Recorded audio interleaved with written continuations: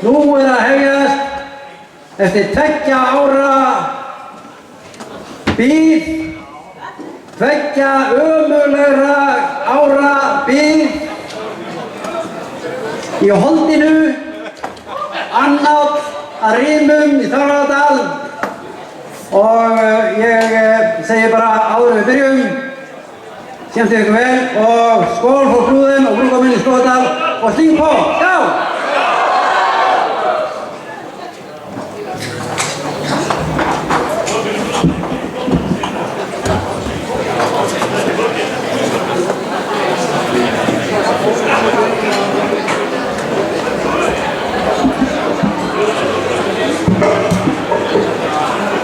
Tyst. Vi gør det på dansk i år. Hej ho og yippie. Den længe ventede fotoblot er her inde.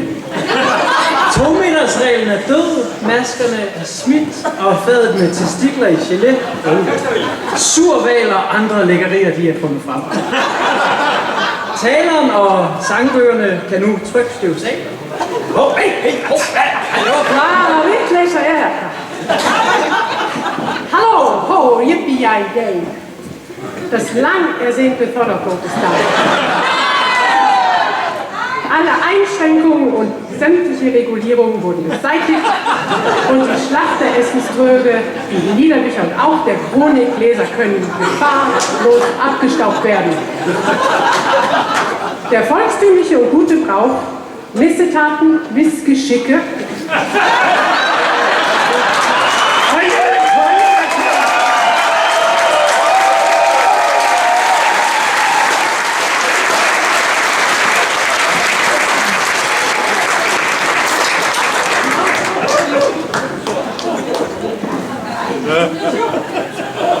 Ágætu svarfdælingar nær og nær. Dalbúarnir safna saman, syngja, hlæja, njóta. Öllum finnst það afar gaman, aftur má nú blóta. Hæ hó, yippie-yey og yippie-yey. Það komið langt frá þorrablót.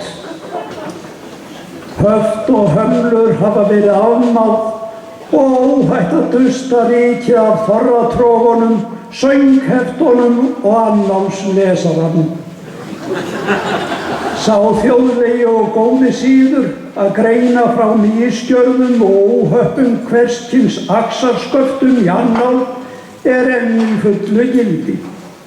Þorrablótsnefnd vill að það sé tekið fram strax í upphafi að ólíkt hinu kynhlutlausa nýjárs ávarpi forseta Íslands þessi annáll bæði rætinn klúr og karllægur. Þorrablótsnefnd leggur mikið upp úr góðum sóttvörnum hér í kvöld, þrátt fyrir hömluleysi og bendir blótsgestum því á að brennivín og spritt fara afar vel saman með kæstum hákarli. Vítin eru til að varast þau þegar kemur að sóttvörnum eða skorti á sóttvörnum. Skemmst að minnast þess þegar hömlulausum hofsmönnum tókst á einhvern undraverðan hátt að fá svæsna COVID-hópsýkingu á síðasta þorrablóti. Þrátt fyrir að blótið hafi eingöngu farið fram gegnum lokaðar rásir internets. Þegar til átti að taka, vildu fáir ef nokkrir kannast við að hafa verið kosnir í Þorrablótsnefnd ársins 2023. Í ljós kom að flestir þeir sem fylgdust með síðasta blóti í beinu streymi höfðu ýmist sofnað á sófanum eða dáið áfengisdauða þegar kom að þeim tímapunkti blótsins að tilkynnt var næstu nefnd. Jólanta og Gregor í Tjarnagarðsorði voru valin en flúðu samstundis land og hefur ekkert spurst til þeirra síðan. Friðrik og Sóla í Jörfatúni komu af fjöllum, líklega ofan að Heljadalsheiði.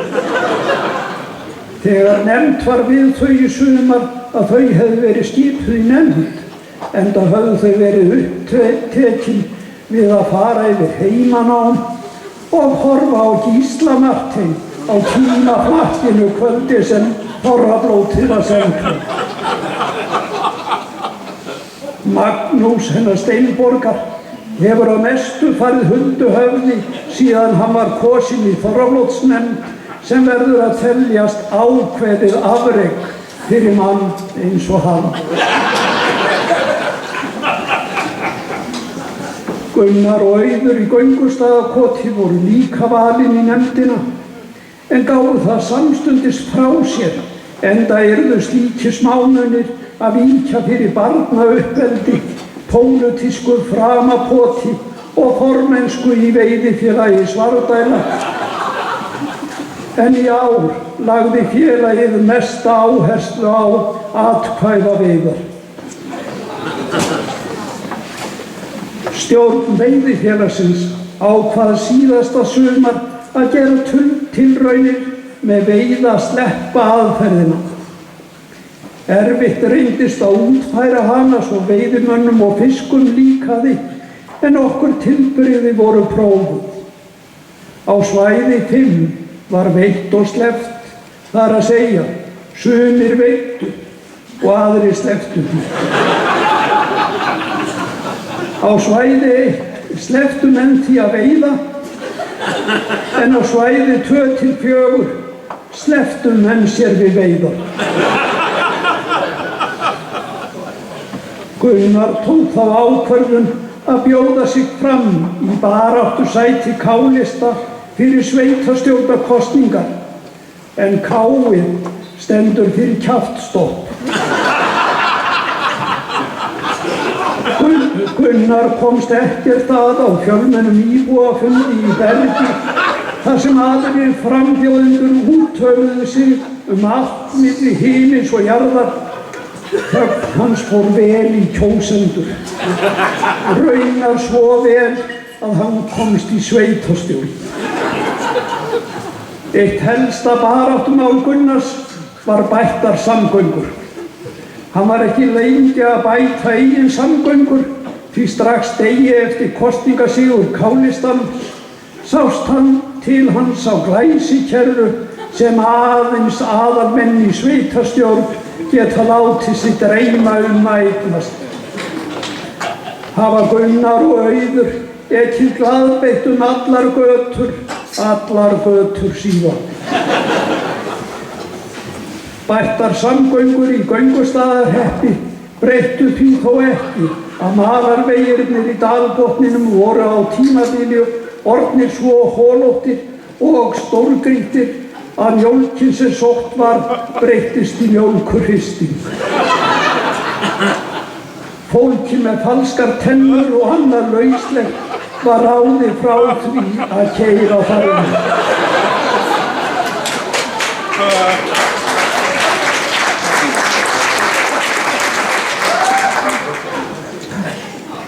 Þó lítið hafi farið fyrir vegaframkvæmdum stóðu aðrar framkvæmdir í miklum blóma.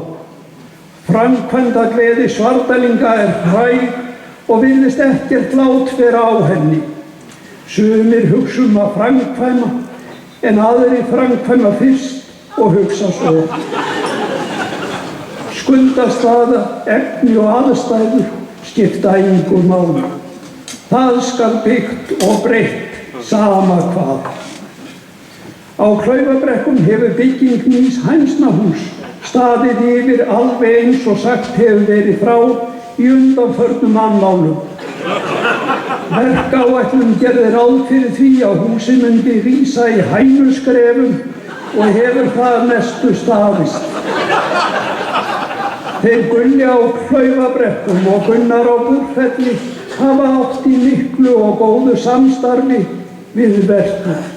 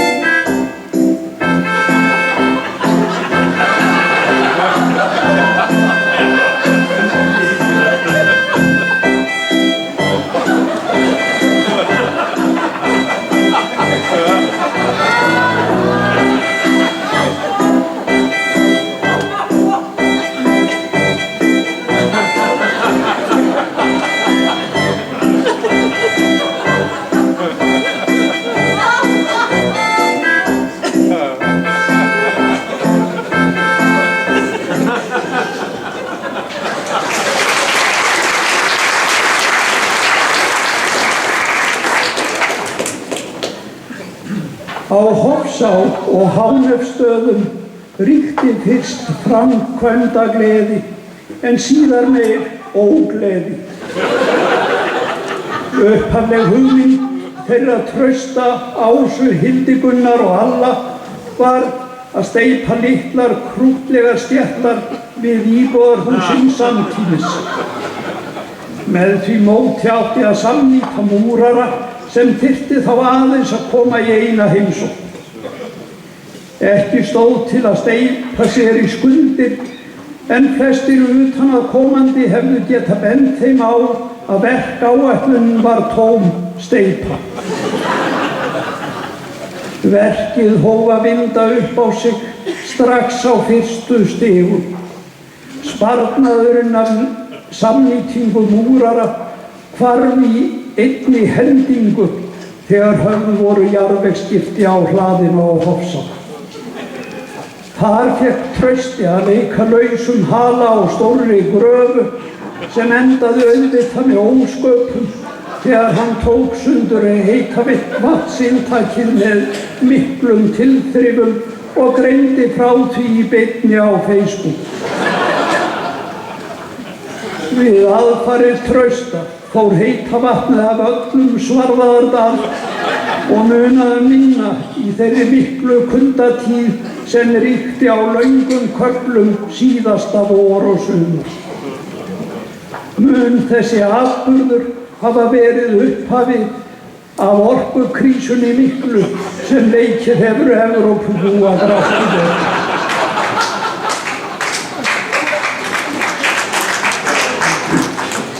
Gerðar voru örvæntingafullar tilraunir til að bæta fyrir tjónið sem að Trausti olli með því að leita eftir heitu vatni fram í Skíðadalsbotni. Þar fannst hins vegar ekkert nema hlandvott notað söngvatn.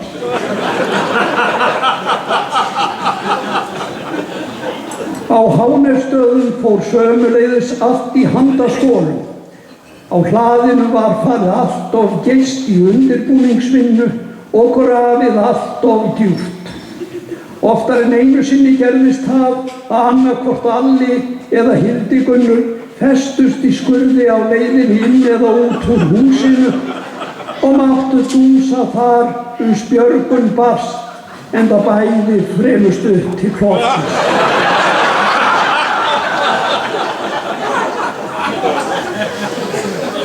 Stéttin á Hofsá, sem í dag kölluð bændastétt, var tilbúin hálfu ári á eftir áætlun vegna ferðalaga á Bóenda. Trausti hafði fengið sig fullsaddan af því að komast ekki spönn frá rassi í óratíma. Brá hann þá því á það ráð að kaupa flugmiða fyrir sig og Ásu eitthvað út í buskan aðra leiðina og sjá svo til. Ekkert spurðist til Hofsárhjúanna í fleiri vikur. Fengu sveitungarnir þar með fullvissu fyrir því að drungi farsóttarinnar væri afstaðinn og allt væri orðið eins og það var fyrir faraldur. Flakkinu verður á nefa haldið áfram við fyrsta tækifæri. Trausti hefur sérstakan áhuga á David Attenborough-göngunni svokölluðu sem nær frá Suður-Afríku til Rússlands. Ef gengið í rúma 8 tíma á dag 7 daga vikunar tekur gangan aðeins 561 dag sem ætti að geta hentað prýðilega til að gleyma búsáhyggjum og hlaða batteríum. Á jarðbrú var allt í föstum skorðum þar til framkvæmdir við baðherbergið hófust. En þær ollu mikilli röskun og heimilislífi Ellu og sálarlífi og harðlífi Dotta.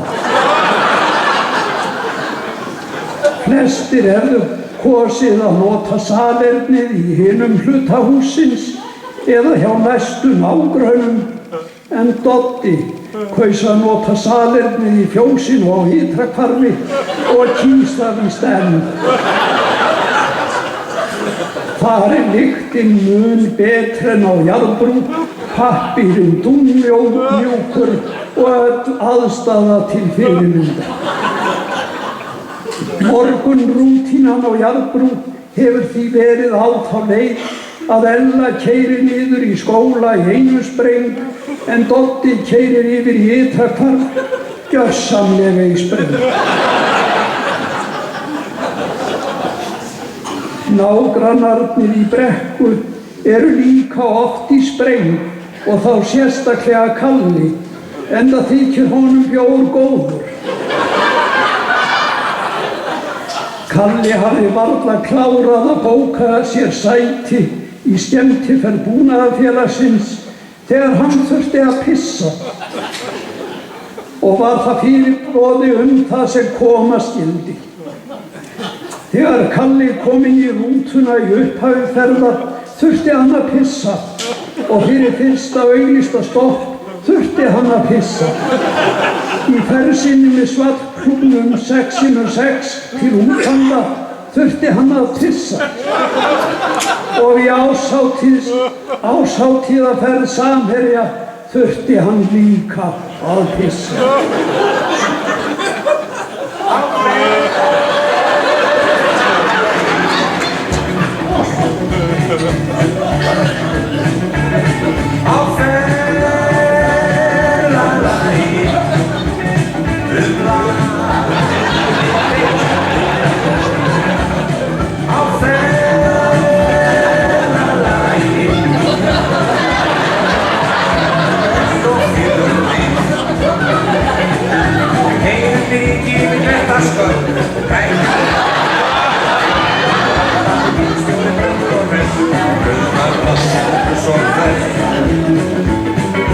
Vestur Ólafsvík og út á Sand, upp í Borgarfjörð og norður í land, yfir Hörgdal Söðurhöfði, eftir Jökuldal og Héraði.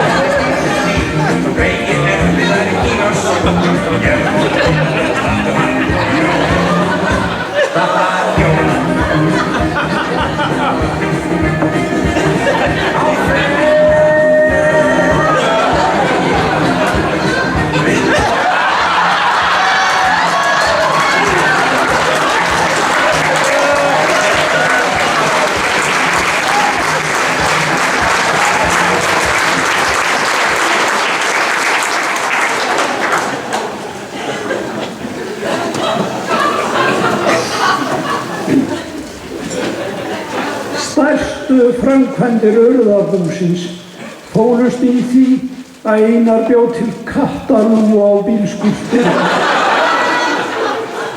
Notaði hann til þess eigið hyggjuvit og dráttarkrókinn á landkrúserni. Á hinni svardælsku Þverá var því miður engin tími til framkvæmda Þegar Eiríkur og Guðrún voru ekki í Noregi eða í 23 klukkutíma löngu skaðabótaflugi til og frá Tenerife með timbruðum tréverksmönnum voru þau stödd á Svarfaðardalshringnum með hjólhýsið. Allt sumarið fór ég að prófanir á nýju barkvindavélinni og dræknir rafmagnsbílsins, en Eiríkur og Guðrún vona að þau þurfi ekki að keyra nema 6 til 7 Svarfaðardalshringi til viðbótar við þá 38 sem húnir eru áður en þau telja óhætt að leggja í hann út fyrir gömlu hreppamörk. Það misjafnt hversu stórhuga Svarfdælingar eru. Sumir vilja byggja mikið og hratt, en hjá öðrum skiptir gleðin mestu máli og framkvæmdahraðinn engu. Baldur frá Bakka hefur nú nokkurt skeið undað við að reisa sér húskofa norðan og neðan við Hof. Baldur rasar ekki ráð fram og tekur sér góðan tíma í að úthugsa hvern verkþátt húsið telst í dag rétt tæplega fokalt en nánast alveg múselt þrátt fyrir gólfleysi.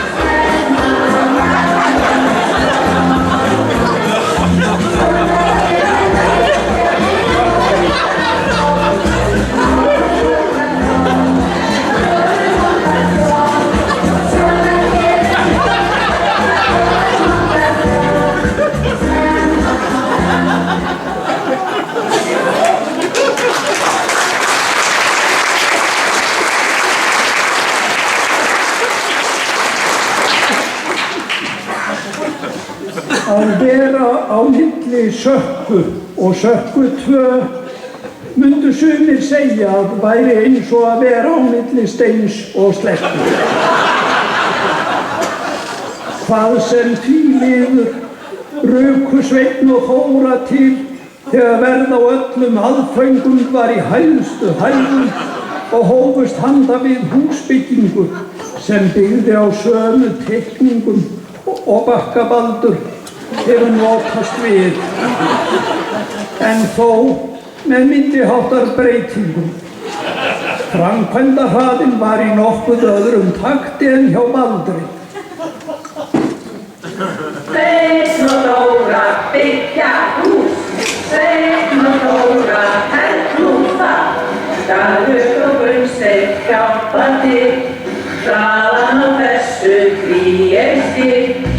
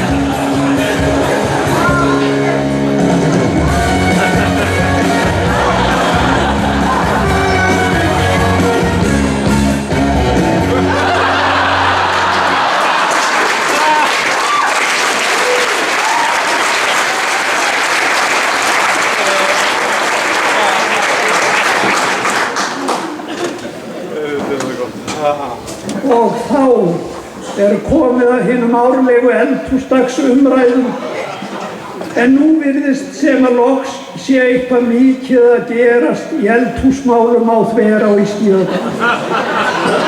Því til sönnunar hefur Karó á Mástöðum fengið til sín mikið magna veldiviði frá Þverá í formi fjölda pappakassa merktum IKEA.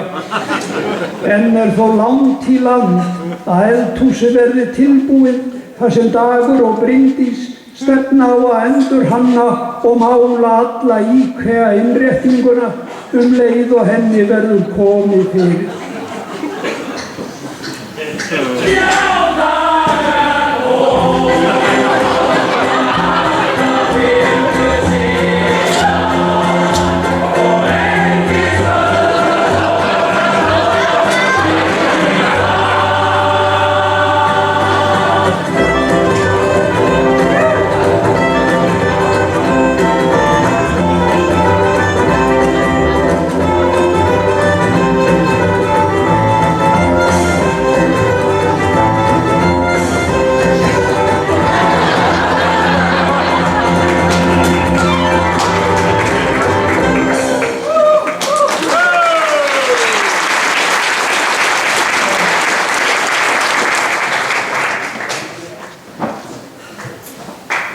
Framkvæmdir voru af ýmsum toga. Arngrímur á Melum hugsaði að girða mikla girðingu upp á fjallsbrún ofan við Syðra-Hvarf, en eftir umhugsun ákvað hann í staðinn bara að girða sig betur. Í dælisreiknum alltaf verið að framkvæma, en þar sjá íbúar ekki skóginn fyrir trjánum og vegfarendur sjá jafnvel minna en það.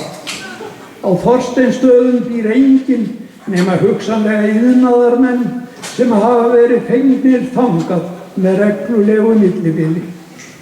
Engin sérstök framkvæmdaáætlun til staðar.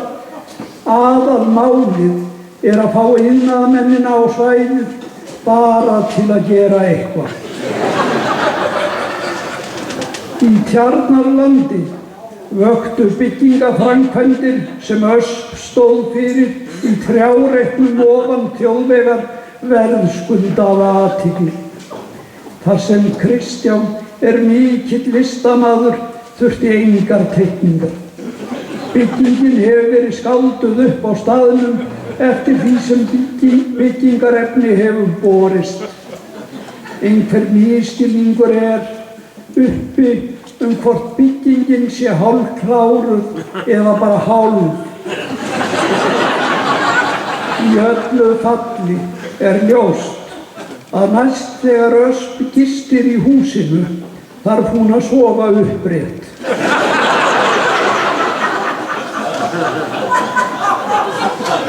Í dag breyttir tímar á Tjörn. Kristján og Kristjana halda áfram að troða upp, en á árinu var þeim troðið upp eina hæð. Og Jón og Björk laumuðu sér á miðhæðina. Hér áður fyrr sveif rómantíkin yfir vötnum og blómarósirnar á bænum voru skýrðar eftir fallegum trjágróðri, Ösp og Björk. Með nýjum ábúendum koma nýjar áherslur og húsdýrin skýrð eftir nýjum uppáhaldsgróðri, ljóni, kerfi, hýfill og svo framvegis. Það mikil mildi fyrir Hrólf Ármann þeirra Jóns og Bjarkar að hafa fengið nafn sitt áður en þau fluttu framvegis. En haugar við mosi hljómar ekkert.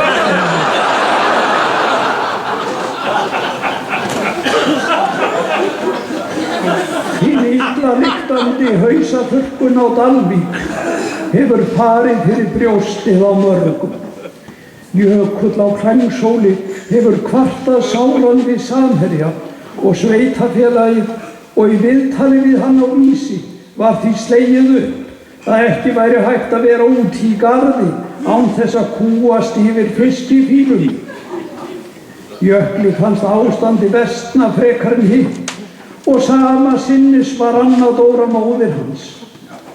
Þeim fannst raunar sem svo að lyktin væri farin að elta þau út allt, jafnvel fram í Klængsó. Eitthvað var undan að láta og loks flúðu þau land. Jökull einsetti sér að komast eins langt í burtu frá Stykkbunni og hann gæti og því kom það ekki endilega á óvart þegar spurðist til þeirra mæðgina á Suðurskautslandi.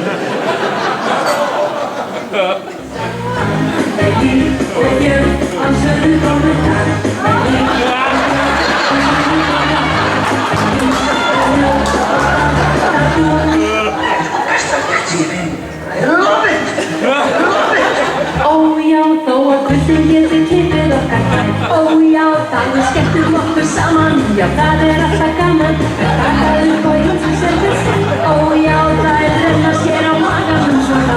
Ó já, þær kunna ekki að fljúga frá. En það sitja í sólum og leika sér í stólum og kundir ekki sér að það svo klappi.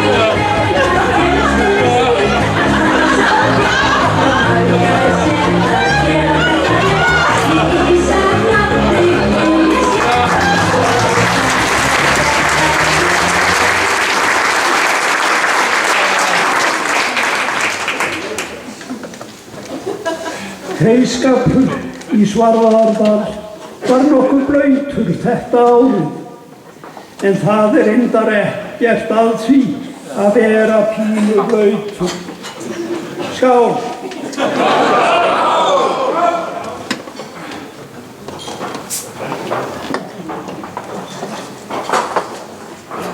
Hver stund sem ekki komu dropar úr lofti var nýtt til að slá, snúa, garða og rúlla. Jafnvel þó að dropar kæmu úr lofti, héldu bændur áfram óþrauðir svo lengi sem að rúðuþurrkurnar voru í lagi. Alli á Hánustöðum var orðinn rángeygur af því að rýna í veðurkortum. Hann rauk út og sló með það í huga að þurrka hey í smábakka. Aldrei reyndi eins mikið í sumar og einmitt á þeim tímapunkti. Það fór því svo að þurrkur alla varð á endanum svokallaður blautþurrkur. Sölvi ætlaði sér að draga saman seglin og minnka heyforða sem tókst engan veginn. Sjaldan hafa eins margar rúllur komið að Heiðarstaðatúnum og því hefur Sölvi þurft að fjölga bústofnunum á nýjan leik. Heimavöllur Ungmennafélagsins Þorsteins Svörfuðar við Rima gaf að sér 2 heyrúllur og mun það vera metu uppskerað sé horft til knattspyrnuvalla landsins, sem eru að vísu flestir með gervigras. Margir bárust illa í vor vegna mikilla verðhækkana á öllum aðföngum, en enginn þó eins og Kalli rúlluverktaki í Brekku. Þar lék hann 2 skjöldum og ekki í fyrsta skipti, enda í einokunar aðstöðu á svartælsku rúllumarkaðnum og með alla þræði í hendi sér hvað varðar að ýta hækkunum beint út í verðlagið.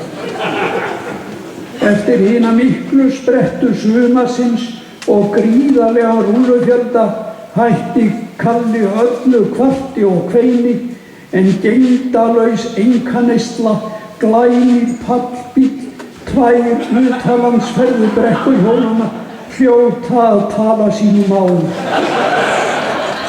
Það hjálpaði líka til þegar Kjartan undirverktaki á Hofi keyrði gamla heimilisjeppan í Brekku sem þá var hvort eð handónýtur út í skurð við hæringstaðafleggjarann og vísgreiddi út svimandi háar tryggingabætur.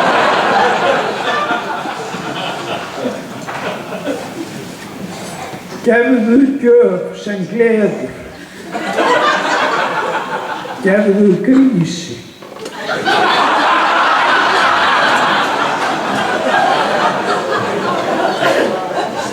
Þetta eru einkunnur orð fyrrverandi vina Þórs og Stellu.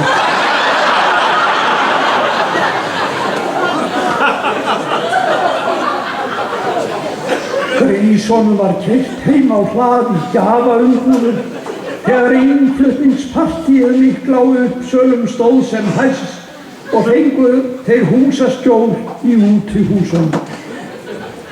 Ólíkt ævintýrunum grísina 3 var það ekki stóri og gráði úlfurinn sem var vondi kallinn í sögunni, heldur voru það grísirnir sjálfir.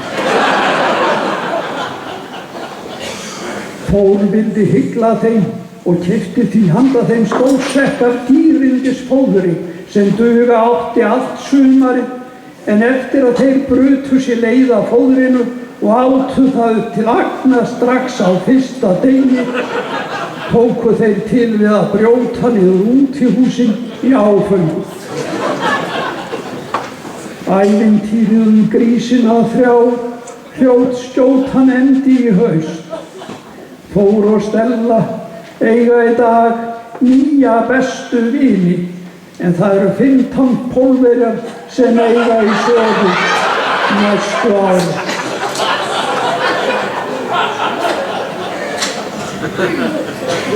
Hvorki Þór á Bakka né Sveinn á Melum eru þekktir fyrir að vilja fara oft eða lengi að heim. Þeir náðu þó til merka áfanga að skreppa til Tenerife með konum sínum í heilar 2 vikur. Þór lét sér fátt finnast, en Sveinn var aftur á móti svo hrifinn að hann hefur í allt haust keyrt sandi heim í hlað af miklum nóg og hyggst útbúa ylströnd á Melum leið og hann fær hitaveitu.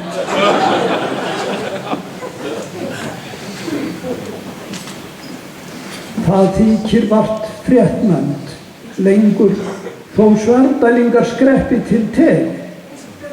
Ljóst að meinsemdir á borð við kolefnisspor, sót, skömm, loftslags, kvíða, verðbólgu og stýrivaxtahækkanir bíta ekki á þá ferðatystu.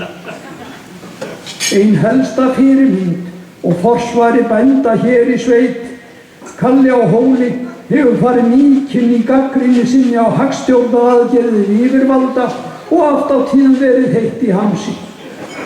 Þegar bráðabirgðauppgjör fyrir Hólsbúið lá fyrir þann 2. janúar sá Kalli hins vegar að hækkun stýrivaxta kom sér ágætlega fyrir hina miklu bankainnistæður.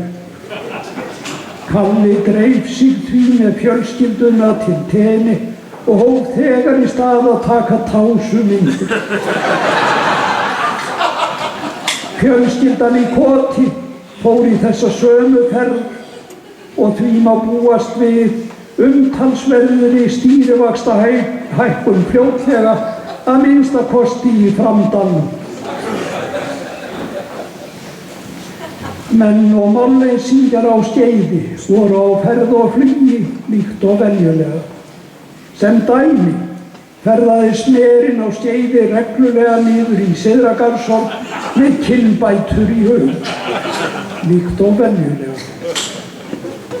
Þeim Ingimar og Miriam ætti löngu að vera orðið það ljóst að vera ekki að leggja í langferðir. Skemmst að minnast hörmungana sem áttu sér stað þegar Skeiðsfjölskyldan ætlaði að halda jólin 2021 í Þýskalandi. Þá sundraðist fjölskyldan og endaði á því að halda jólin sitt í hvoru lagi vítt og breitt Evrópu. Í fyrstu var COVID-kennt hvernig sú ferð fór, en í ljósi þess hvað gerðist í innanlandsferð fjölskyldunnar síðasta haust vel mögulegt að einhvers konar gleymsku hafi verið að ræða ásamt hinni frægu Skeiðsklukku. Lítum aðeins á þetta innanlandsferðalag.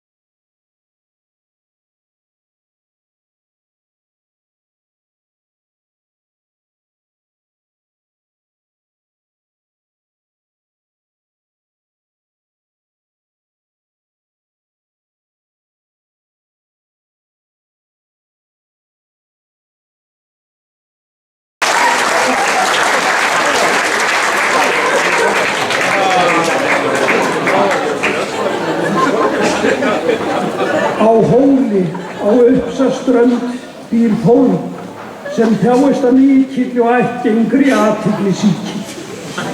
Náði sýkin áður óþekktum hæðum á árinu en engin fordæmi eru fyrir því að seilst hafi verið jafn langt til að komast í kvöldfréttatíma Ríkissjónvarpsins. Hafði heimasætan á bænum verið send í fokdýran dýralæknaskóla til Slóvakíu á svimandi háum námslánum sem seint eða aldrei verður hægt að borga í þeim eina tilgangi að halda lífinu í 18 metra gamalli belju, koma henni yfir 100.000 lítra múrin og þar með í fréttir Ríkissjónvarpsins. Líkt og Þorleifur og Sibba á Hóli elskar Guðrún á Búrfelli alla þá miklu fjölmiðlaathygli og verðskulduð aðdáun sem henni er sýnd. Árið 2021 var Búrfell nýthæsta bú landsins miðað við hverja kú og auðvitað kallaði það á drottningarviðtal við Guðrúnu í kvöldfréttum Ríkissjónvarpsins. Fréttamaðurinn sem tók viðtalið hafði að vísu lent í miklum hrakningum við að komast leiðar sinnar hér nyrst í Raskati og keypti ítrekað út af og fest sig. Kalli á Hóli losaði hann þó það væri honum þvert geð þegar hann vissi fréttaefni. Í viðtalinu langþráða lét Guðrún hafa þetta eftir sér. Nei, skuldir það. Ekki á að við þetta skuldir eða nýja nátt.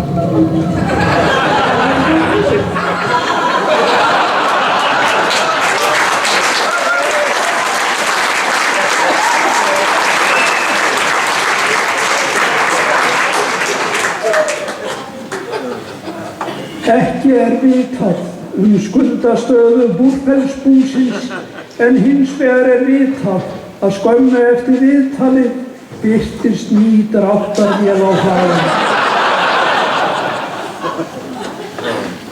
Kalla á Hóli gramdist mjög þessi fjölmiðlaathygli Búrfellinga og þegar verst lét sá hann rautt. Í október gaf Veðurstofan einmitt út rauða viðvörun. Þá mætti Kalli í kvöldfréttir Ríkissjónvarpsins og hvað bændur ugga múti. Ekki er vitað hvort sá uggur tengdist veðrinu. Kalli sagðist hafa sett allar skepnur á hús vegna veðurútlits en á sama tíma var birt mynd á skjánum á útigangshrossum sem möguðust á einhvers staðar í miðsveitinni.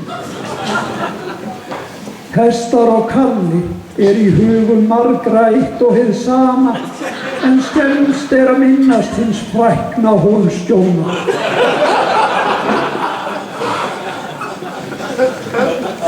Þegar betur er að gáð má til sanns vegar færa að athygli sjúklinga leynist á öðrum hverjum bæ í Svarfaðardal sé miðað við fjölda frétta, blaðaviðtala, sjónvarpsþátta og kvikmynda.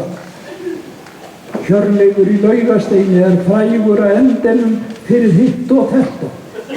Hann tjáði sig Tjarnartjörn og önnur örnefni í þættinum Örlæti og mætti svo í mikinn gleðskap á völlum í þættinum Veislan. Þar greinluðu stjörnukokkur og fylgdalið heilt lamb ofan í Bjarna og Hrafnhildi og nokkra vel valda svardalska áhrifavalda og notuð til þess gamla ryðgaða skóflu sem Gunnsteinn og Dagbjört á Sökku fundu við tiltekt. Gunnsteinn hefði eflaust farið með skófluna í járnagáminn á Tungólum hefði hann komist að gámnum, en aðgengi var nokkuð skert vegna ónýtra kerra, heimilisorps, heyrúlluafganga og annars úrgangs sem skilinn var eftir allt í kringum gáminn trúlega í ógáti. Umgengni við hrægámana var litlu betri en þeir stóðu meira og minna opnir sem skýrði mikla nálægt lykt og lélega berjasprettu á tungurinn sér. Reglulega bárust fréttir frá hjúksbúinu. Ef ekki á samfélagsmiðlum, þá í sjónvarpsfréttum. Eydís útskýrði GPS staðsetningabúnar forystukinda fyrir fréttamanni ríkissjónvarpsins með príði, en erfiðara hefur þó reynst að útskýra hegðun og atferli þessara sömu skepna. Stundum haft á orði að fólk varðveiti barnið í sjálfum sér, en í tilfelli Jóns Hæ snýst þetta meira að varðveita kindina í sjálfum sér.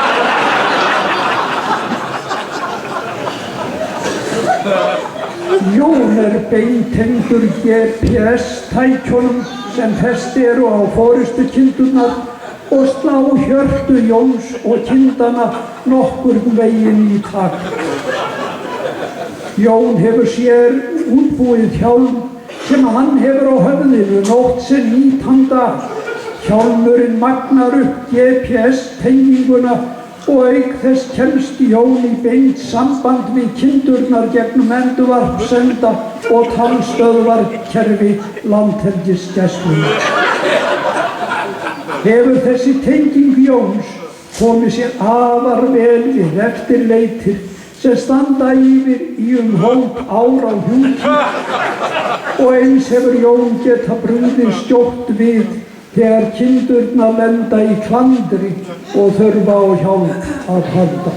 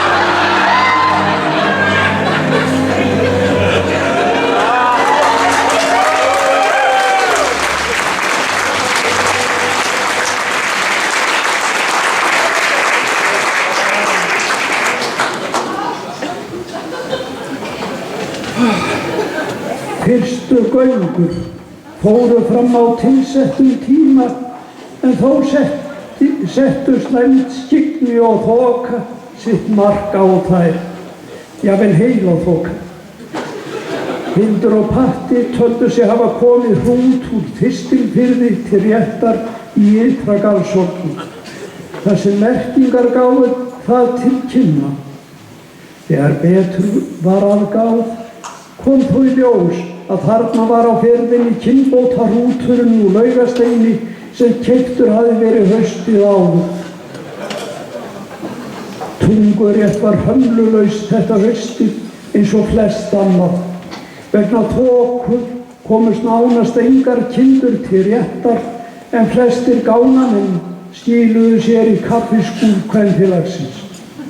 Hingað til hefur því verið haldið fram að göngur skálimenn syngi og semji vísur og kvæði í stekkjarhúsum, en komið hefur í ljós að menn stunda þar fleiri listgreinar eins og sjá má á meðfylgjandi myndbandi sem Jón Hær náði að hakka sig inn á gegnum endurvar.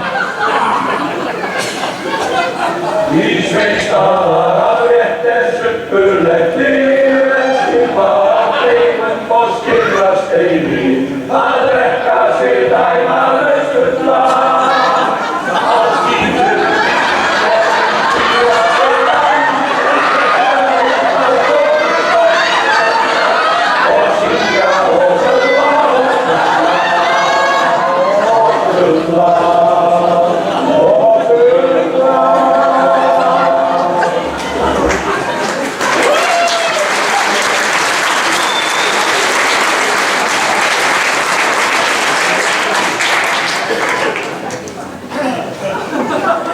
Afréttarmenn héldu fram í stekkjarhúsi seinni göngur, vitandi að að engin von væri til þess að hægt væri að leggja af stað vegna þoku. Þeir voru hins vegar staðráðnir í því að skyggnisleysið skyldi ekki hafa af þeim hið árlega feðraorlof. Það var því ekkert annað að gera en að koma sér vel fyrir í stekkjarhúsum, hefja drykkju og taka til við dansæfingar. Þegar gangunafleygarnir voru orðnir tómir, nestið búið og þokan enn jafn svört og áður, hringdu gánamenn eftir meiri vistu. Á þessum tímapunkti mundu þeir engin símanúmer, hringdu þar af leiðandi bara í hina og þessa af handahóli. Það var glórhungruðum gánamönnum til hafs að Steinborg mætti á svæðið með stóra pottin á Hofsá og skammtaði gánamönnum kásu. Mun þessi góðmennska Steinborgar hafa bjargað seinni göngum í afréttinu. Hjörtur frá Bakka þurfti ekki að hringja í neitt, enda hafði hann vit á því að koma með nóg nesti með sér. Hann fekk hins vegar óvænta símhringingu í miðjum tíma og þorði ekki annað en að svara en skeð kynni að þarna væri gánaforinginn að reyna að ná sambandi við hann gegnum þokuna.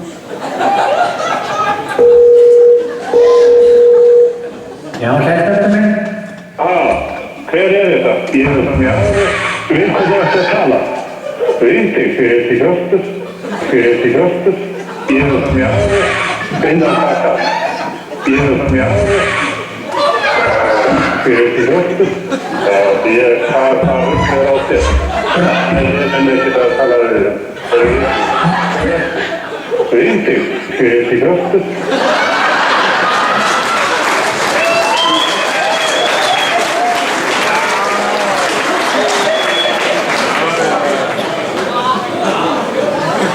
Berglind og Maggja á Hrafnsstöðum hafa reynt ýmsar hefðbundnar og óhefðbundnar aðferðir þegar kemur að smalamennsku. Í Múlanum dvaldi sumarlán kind sem vildi að hausti engan veginn kannast við að eiga heima á Hrafnsstöðum. Lái henni það hver sem vill. Í hvert skipti sem kindin sá bíl Húsbænda sinna nálgast eftir þjóðveginn, rauk hún eins og raketta niður í fjöru og stakk sér til sunds. Maggi elskar Berglindi mikið, en rakettur enn meira.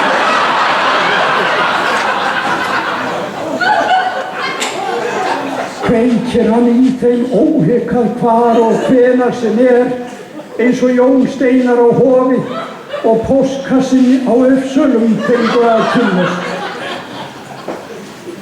Sjósund kindaþoli Maggi hins vegar ekki.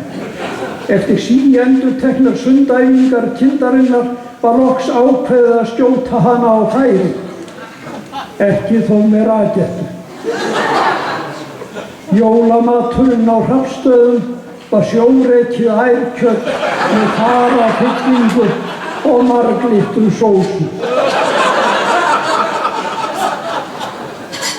Það voru miður góðar fréttirnar sem bárust landsmönnum nýjar og hertar reglur gerðir frá Evrópusambandinu varðandi hámarks kílóafjölda sem hinn smávaxni íslenski hestur mátti bera. Kvíða setti að öllum hestamönnum og þá sérstaklega gánamönnum í Sveinstaðaafrétt sem flestir sáu fyrir sér að þeir yrðu að fara gangandi í göngur héðan í frá. Í öllu falli yrðu þeir að vera mjög léttklæddir og þá jafnvel á brókinni einnig fall og gætu ekki borið með sér bíl í sama magni og áður. Bjössi Júl og fleiri drykkjuboltar voru snöggir til og báru fé á Friðrik á Grund. Ætlar hann að sjá að reiða fyrir þá vínu ef þeim tekst ekki vel til í þeirri hörðu megrun og herbalæg kúrun sem þeir sjá fram á að þurfa í. Hjálmar á Steindyrum búinn að kaupa sér gönguskíði og æfir af kappi en betur má ef duga skal eins og sést á honum. Fleiri hófuðu skíðaiðkun í sama tilgangi. Einhverra hluta vegna ákvað Þór frá Bakka að bakka á skíðunum. Þóra oddfari og sleit hálsinn. Einar dam ætlar sér ekki að taka neina sénsa og hann því búinn að sækja leyfi fyrir innflutningi á enskum dráttarklár sem á bera margfalda þyngd á íslenska hesta.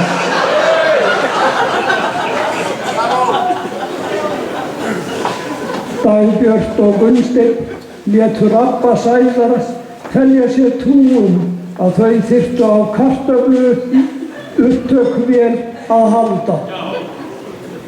Rabbi sá ofsjónum yfir því að þurfa sjálfur að taka upp þau 13 kartöflugrös á sökku sem tilheyrðu honum og lagði hann því á þetta mikla áherslu. Kartöflu upptökuvélin kom loks á staðinn með miklum tilkostnaði og allt leit vel út til að byrja með. Eftir að hafa farið 5 metra inn í kartöfluakurinn og sökkur fór hins vegar að sjóða og rjúka úr vélinni.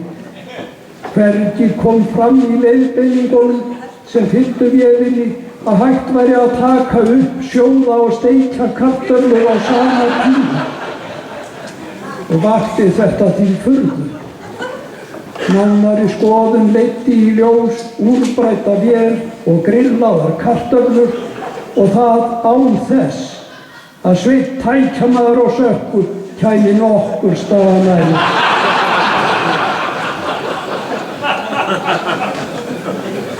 Þegar Hjálmar indæli ekki að bulla í símann við Kalla í Brekku og Árnasigga á Hofi hann annaðhvort að skrifa smáskilaboð, gæla við róbótann, gæla við vinnu eða rýja svartænskar kindur og eigendur þeirra inn að skinni. Hann var einmitt við slíka iðju í fjárhúsunum á Hálsi þegar hann sá fram á að það vantaði fleiri ullarpoka. Hjálmar er góður með sig og til þess að sýna sig fyrir afti rúði hann fullorðna kind með annarri hendinni og skrifaði smáskilaboð til Dillu sinnar með hinni.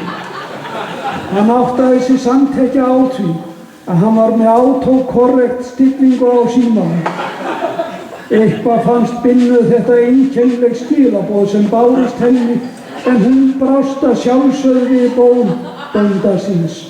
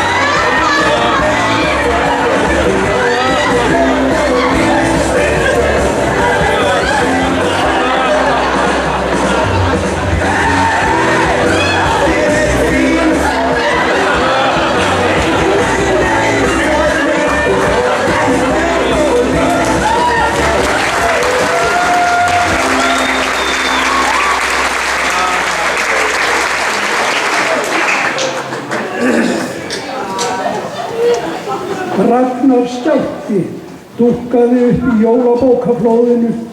Einhverjir héldu reyndar að Silvía og Ingvarum hefði gefið þessa bók út þegar hana var farið að lengja eftir að Ottó kæmi heim á sjónum, enda heitir bókin Hvenær kemur sá stóri?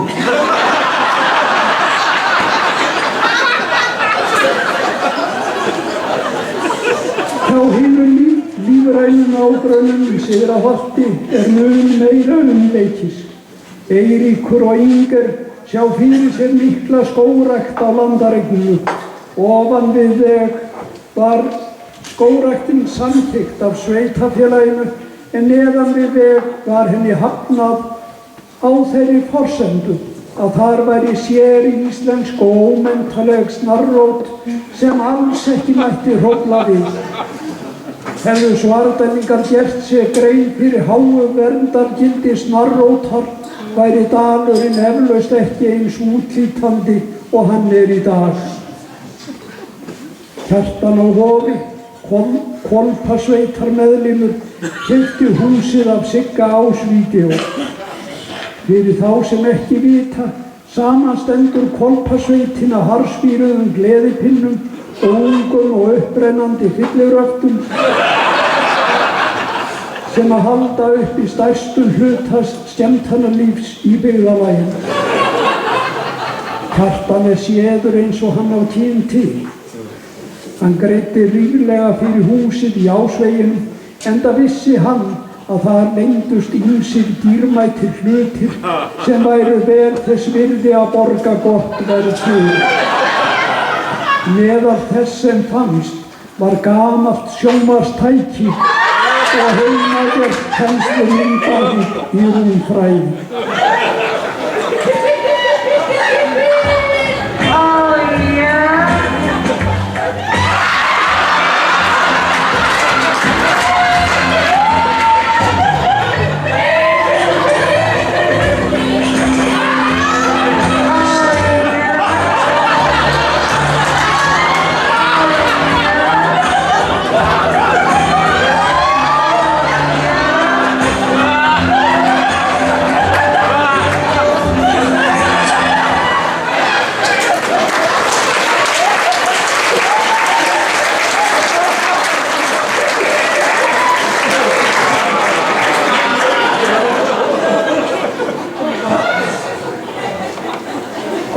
gestir.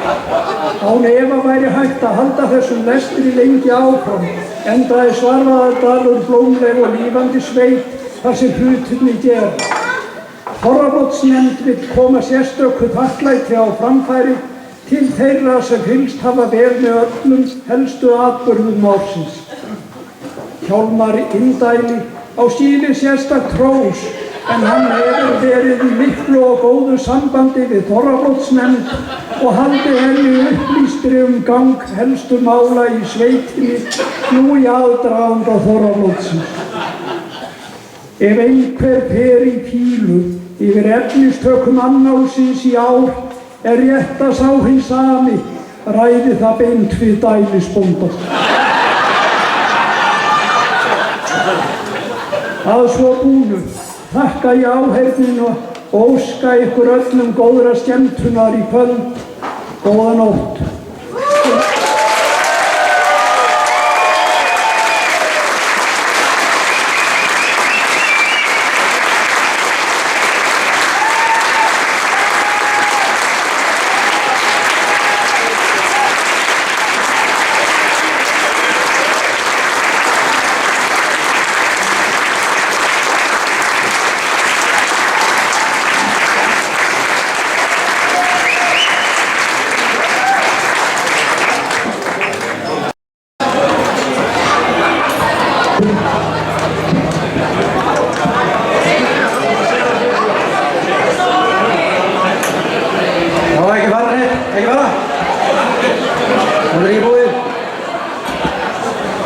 Nú fyrir það, já, takk fyrir þetta. Ég ætlum að byrja á því að klappa fyrir Sölva bara sérstaklega, einu og sér.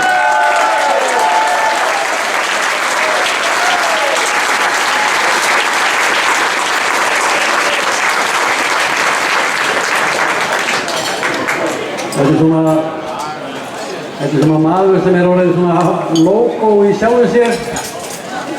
Það er svona stóllinn. Það er ekki haldið Þorrablótur við þannig að þurfum við að lesa þennan mannál. Og nú fyrir að líða að balli.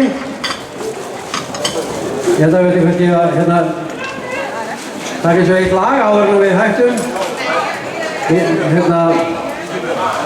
Og meðan við erum að undirbúa það þá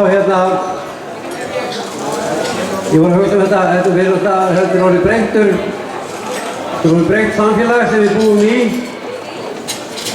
Eins og Ísland í heild sinni þá er Þorrablótur orðið svona multi-púlti samfélag, fjölmenningarsamfélag. Og til staðfestingar á því þá var ég staddur niður á elliheimili daginn. Og það sátu þær mamma og fleiri og horfa á sjónvarpið. Það var nú kannski ekki fréttir í sjálfu sér að sitja og horfa á sjónvarpið nema það var körfubolti í sjónvarpinu og þær sátu þarna kellingarnar og voru að spá í körfuboltann og ég held að það var mamma sem sagði já, ég skil nú ekki alveg reglurnar. Ég veit ekki alveg hvað er að gera þarna, þessi kallar þarna sjónvarpinu. Það er boltaleikur. Og þá sagði önnur, jú, ég er búinn að fatta þetta. Þetta er svona, það eru kallar á veldina, þeir eru hvítir og þeir eru svartir. Og hvítu kallarnir, þeir kasta boltanum á milli sín. Og svo svörtu kallarnir, þeir notaði til að henda boltanum ofan í hringinn.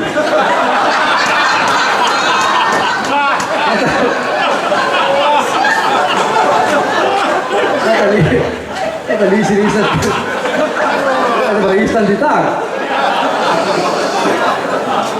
Þetta er fjölmenningin. Nú ætlum við að syngja að lokum áður en við hættum. Það er að syngja Ég er komin heim. Það er bara eins og landsleik.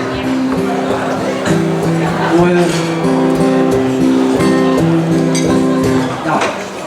Ég er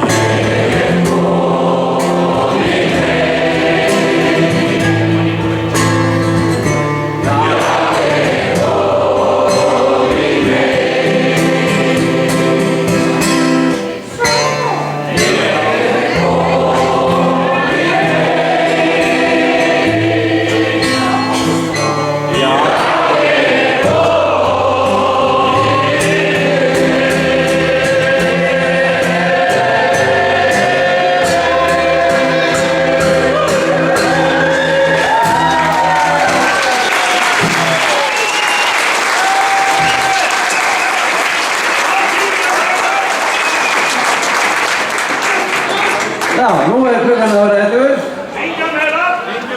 Og það gekk ekki nógu vel að klára helvítis heftið, en þetta er stórt hefti. Nú bara komið að því að hljómsveitin þarf að koma af stað með ball og ég veit ekki hvað og hvað. En áður en að það er praktískir hlutir sem við þurfum að hafa á hreinu. Það gefur nú vel eftir, já, við þurfum að drekka. Það gefur nú vel eftir. Horfa niður. Hugsa. Falleg.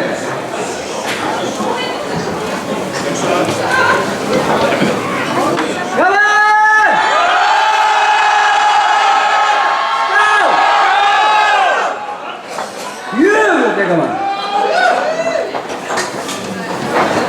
Þetta er æðislegt, jöfull er gaman. En sem sagt, það er eiginlega bara smá praktískt mál.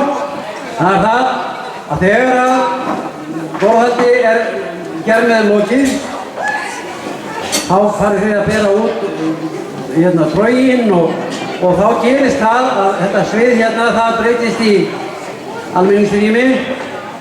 Borðin, þessi fremstu borð, þau fara upp á svið. En ekki bara það, heldur líka borðin, fremstu borð í hverju röð, 4 borð, þau fara líka upp á svið. Þetta er ekki búið. Hlusta. Líka, það sem gerist líka er það að heftin, söngheftin, þau berast hér fram borðin og enda á fremsta borði sem að fer upp á svið. En áður en að það gerir, þá eru heftin tekin af fremsta borðinu og þau eru fara í næstu þorgústend. Og áður en að ég segja af mér sem veislustjóri, þá ætla ég að biðja forráðsnefndina að koma upp á svið og tilnefna næstu forráðsnefnd.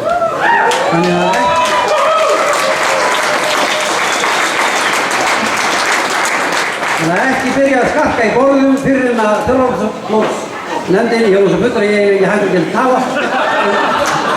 Þá er þess að forráðsnefnd kemur og tilnefndir næstu forráðsnefnd. Og hann þakka ég bara fyrir mig og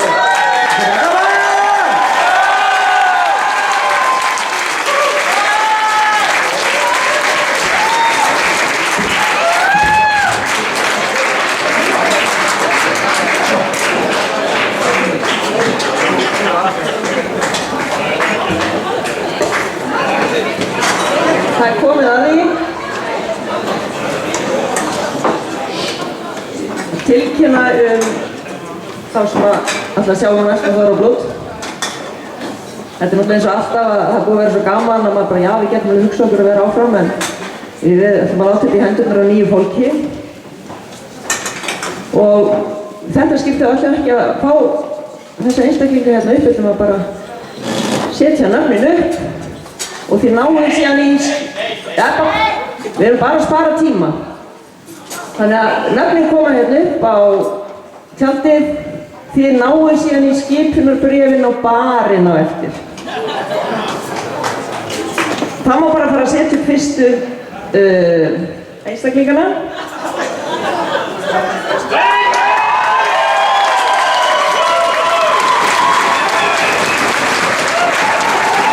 Þessi tvö verða formenn eða eiga að sjá að kalla nefndina saman og með þeim verða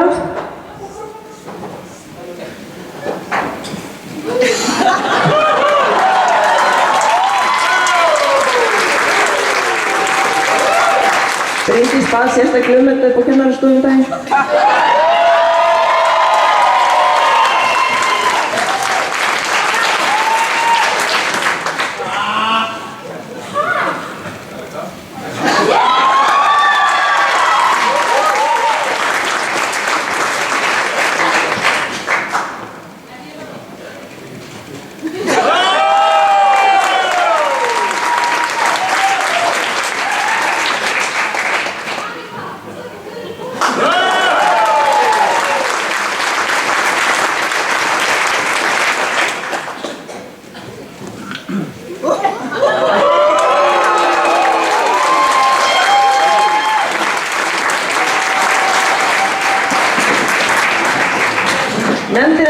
komin og ég bara ósku þeim velfarnaðar í þorrablótsstörfum.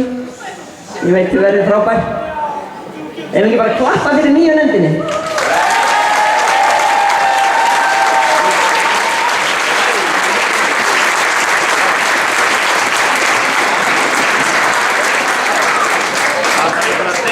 Eitt sem að stjórinn hjá náðan, eða hann hér nefndi ekki var að, og ég var búin að spurða að því með varandi sætisvísur frá hérna húsi.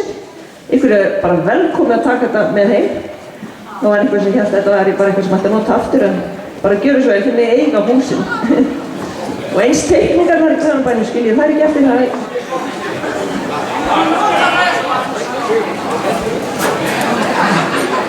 En okkur bara ekkert að vanbúna að fara að dansa. Eins og Hjörður sagði áðan, þá búum við útskýra hvernig þetta höfum við hérna með það sem á að ríma.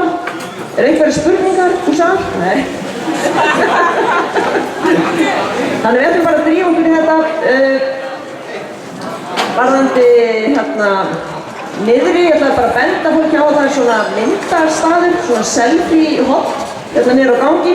Þannig endilega nýtið ykkur það.